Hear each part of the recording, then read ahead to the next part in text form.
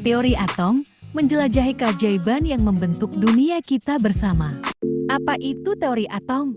Jadi, sejak 2500 tahun yang lalu, manusia sudah mencari tahu apa partikel terkecil yang ada di alam semesta dan bagaimana bentuknya.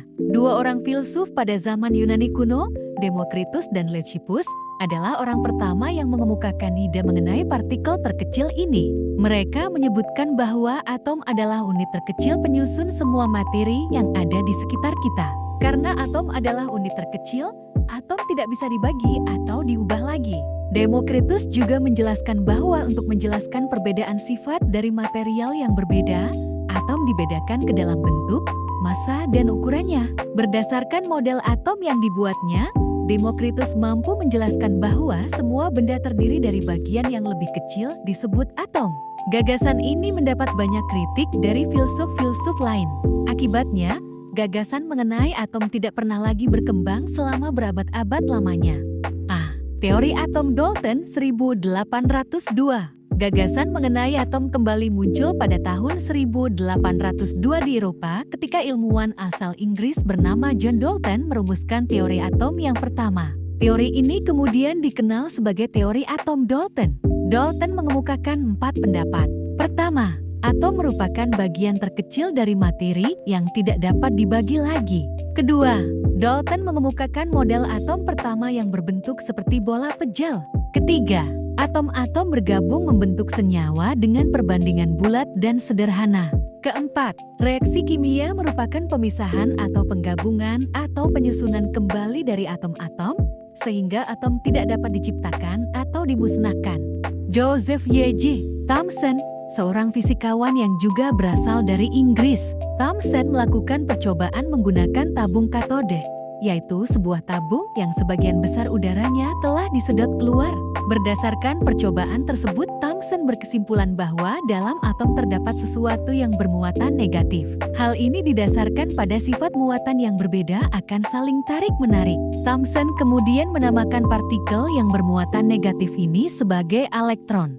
Atom terdiri atas muatan positif yang berkumpul di bagian tengah yang disebut sebagai inti atom. Berdasarkan percobaan tersebut ditemukan bahwa 1 dari 20.000 partikel alfa akan dibelokkan.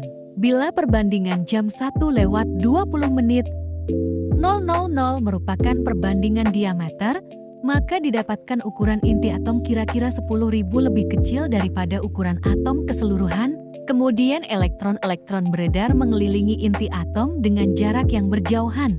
Rutherford juga mengatakan bahwa sebagian besar isi atom adalah ruang hampa. Teori atom Bohr. Bohr melakukan percobaannya dengan menggunakan spektrum atom hidrogen. Bohr kemudian menggabungkan hasil percobaannya dengan teori dari Rutherford dan teori kuantum Planck. Bohr kemudian mendapatkan 4 kesimpulan, yaitu: pertama, elektron dalam atom bergerak mengelilingi inti pada lintasan-lintasan tertentu yang disebut kulit atau tingkat energi elektron. Kedua, elektron dapat berpindah dari satu lintasan ke lintasan yang lain. Ketiga, perpindahan elektron dari tingkat energi tinggi ke rendah disertai pemancaran energi. Sedang perpindahan elektron dari tingkat energi rendah ke tinggi disertai penyerapan energi. Keempat, elektron yang bergerak pada lintasannya berada pada keadaan stasioner. Artinya elektron tidak memancarkan atau menyerap energi. Teori mekanika kuantum. Teori mekanika kuantum diperkenalkan oleh fisikawan asal Austria Erwin Schrödinger yang juga terkenal dengan eksperimen pikiran terkenal kucing Schrödinger dan fisikawan asal Jerman Werner Heisenberg. Mereka berpendapat bahwa posisi elektron tidak hanya ada di lintasan-lintasan sehingga tidak bisa ditentukan posisinya secara pasti. Namun posisi elektron dapat diprediksi melalui peluang keberadaan elektron. Daerah yang memiliki peluang yang besar disebut dengan orbital. Schrödinger dan Heisenberg kemudian mengajukan model atom yang sampai saat ini masih digunakan. Dalam model ini, atom terdiri dari inti atom yang bermuatan positif dan dikelilingi oleh elektron-elektron yang berada pada orbital-orbital. Bentuk model atom dari masing-masing fisikawan.